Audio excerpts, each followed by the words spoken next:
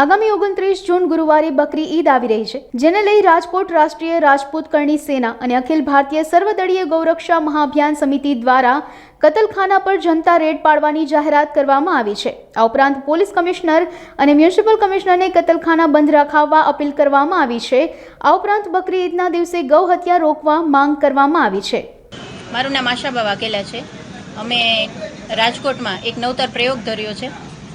અખિલ ભારતીય ગૌરક્ષા સમિતિ એમાં સૌરાષ્ટ્ર અને કચ્છ ઝોનના પ્રભારી અને મહામંત્રી તરીકે મારી નિમણૂક થયેલી છે અને મારી નીચે આ બધા બહેનો જે રાજકોટના છે એને અમે હોદ્દેદારો તરીકે નિમણૂક આપી છે અને આજથી અમે એક એવો સંકલ્પ લીધો છે ગૌરક્ષા અને ગૌ હત્યા એ સદંતરે બંધ કરવા માટે થઈને અમે એક નવતર પ્રયોગ હાથ ધર્યો છે।